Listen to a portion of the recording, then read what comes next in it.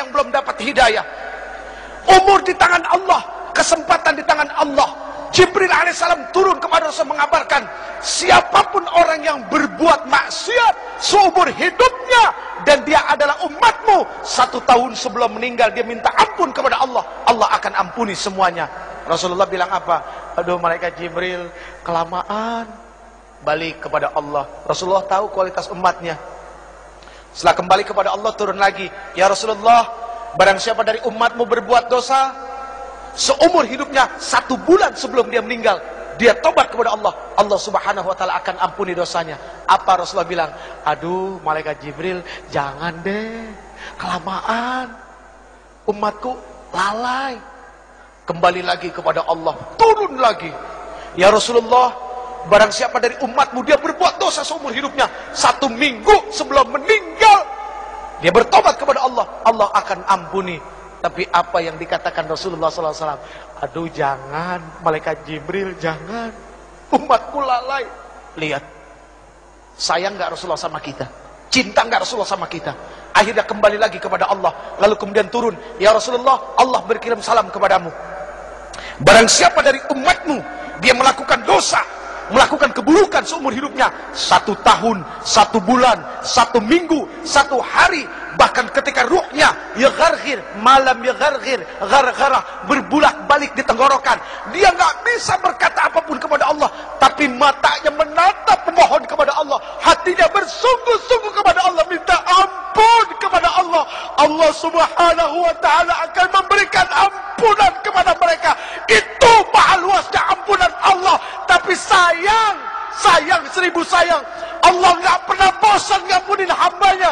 Cuma hambanya yang kadang-kadang bosan minta ampun kepada Allah. Na'udzubillahi min dzalik. Saya yang bosan minta ampun, Allah nggak pernah bosan ngampunin kita. Ya Allah ya Karim, na'udzubillahi min dzalik. Udah 3 tuh, udah ya, capek. Kan ada 7, masih 4 lagi. Aduh lama banget ini. Tuh udah jam setengah 11, kurang 1 jam bu.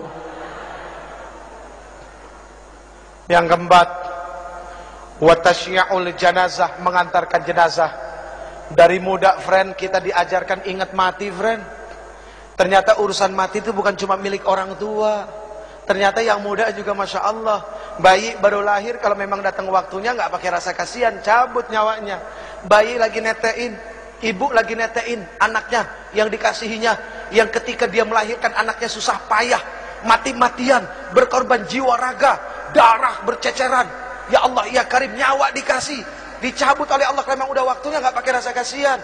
Jadi friend, coy, fahami urusan mati bukan cuma milik orang tua. Ayo Islamic Center bikin pelatihan memandikan mayit mulai dari anak-anak muda. Itu penting. Cuma yang repot satu, siapa yang mau jadi mayatnya? Itu yang repot. Ada yang mau? Aduh. Yang ke-5. Yang ke-5, wasakyul ma, menuangkan air, memberikan minum kepada yang haus.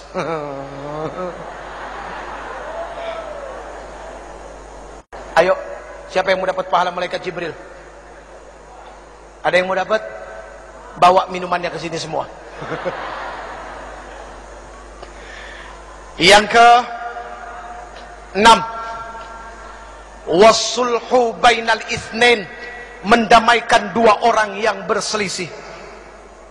Ingat, umat ini harus menjadi jarum dan benang. Ketika jarum dan benang itu menjadi satu, dan ketika dia mulai menyulam, lalu sulamannya itu ada di tangan seorang penyulam yang indah, maka akan menjadi sesuatu yang dahsyat dan baik untuk dilihat.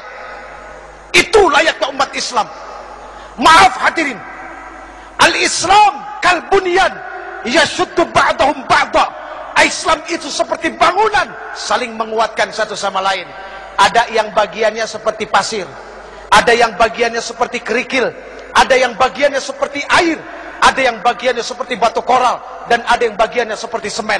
Semen jangan sombong karena mentang-mentang mahal daripada pasir. Batu yang besar pun jangan sombong, pasir kecil tapi rame-rame mainnya keroyokan. Air, subhanallah, ketika tidak ada kesombongan dari satu hamba kepada hamba yang lain. Lihat, tiang ini terdiri dari apa? Nah itu semua karena ketidak ada kesombongan, mereka jadi satu, akhirnya jadi tiang. Jadi mendamaikan dua orang berselisih itu jauh baik daripada jadi kompor. Bu, mohon maaf, apapun yang ada di atas kompor, pantatnya pasti hitam. Iya kan? Penggorengan ditaruh di atas kompor, pantatnya hitam. Jadi jangan jadi kompor. Tiup sana, tiup sini, kok seneng amat ya. Na'udzubillahi min dzalik. Yang terakhir, ini udah berbusa ibu.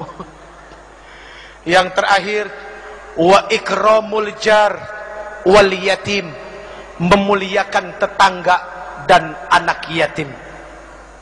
Al muslim man salimal muslim bilisani wa yatih. Muslim itu adalah orang yang bisa menyelamatkan muslim yang lainnya, atau ketika muslim yang lainnya itu selamat dari apa? Dari mulut dan lidahnya. Kecintaannya kepada tetangga, rasa kasih sayangnya kepada orang-orang fakir, itu sangat luar biasa. Maaf, mohon maaf, jangan tersinggung. Yang kaya, tolong engkau ingat, tidak akan pernah ada kalimat kaya kalau tidak ada miskin. Artinya apa? Kenapa engkau disebut orang kaya? Karena ada orang miskin, makanya engkau disebut orang kaya. Coba kalau semuanya orang punya harta, apa disebut orang kaya? Enggak, semuanya sama. Adanya kaya karena ada yang miskin. Ya udah ya. Wa ikramul jar wal yatim, memuliakan tetangga dan anak yatim. Ini bukti bahwa dia adalah muslim sejati. Friend, pegang yang 7 friend. 7 itu bermakna adalah Al-Fatihah, As-Sab'ul Masani, 7 ayat yang berulang-ulang. 7 itu berarti adalah hari dari Jumat sampai Kamis. 7 itu berarti adalah lapis langit. 7 itu berarti adalah lapis bumi. 7 itu berarti adalah 7 benua. Dan 7 itu berarti adalah 7 keajaiban dunia. Tawaf berputar 7 kali, sa'i berbolak-balik 7 kali, dan ada 7 kerikil lontaran jumrah. Pegang yang 7, artinya baca Fatihah sebanyak-banyaknya, karena Allah subhanahu wa ta'ala tidak akan pernah menggantikan Al-Fatihah dengan surat apapun di dalam solat. Bahkan la salata liman lam yaqra'u bi Fatihatil Quran, tidak akan dikatakan orang itu salat kalau dia tidak membaca Al-Fatihah. Genggam Fatihah, baca laqad ja'akum. Insyaallah setiap keluar rumah harus yakin Allah bersama kita. Segala apapun keburukan tidak akan pernah menimpa bangsa ini. Baik hadirin yang dimuliakan Allah, mari kita baca Ummul Quran suratul Fatihah.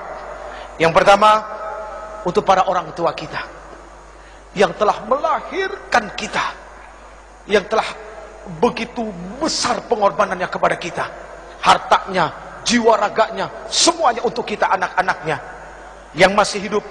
Semoga Allah subhanahu wa ta'ala berikan kesehatan lahir batin buat mereka, amin.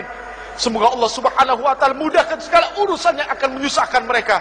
Dan semoga Allah subhanahu wa ta'ala menghalalkan rezekinya. Itu yang paling penting. Bukan membanyakkan rezeki tapi dari yang haram, tapi menghalalkan rezeki biarpun itu sedikit dan berkahnya, subhanallah. Lalu untuk para alim ulama, guru-guru kita, ya, ketua MUI kita juga yang katanya masih sakit, setahun yang lalu kena stroke. Semua guru-guru kita dari TK sampai SMA, dosen-dosen kita, ya, guru-guru kursus, siapapun yang pernah memberikan ilmunya kepada kita, semoga Allah subhanahu wa ta'ala tentamkan perut mereka, ya, Allah tenangkan hati mereka, dan mereka menjadi orang-orang yang istiqamah dan orang-orang yang begitu sangat mulia di sisi Allah.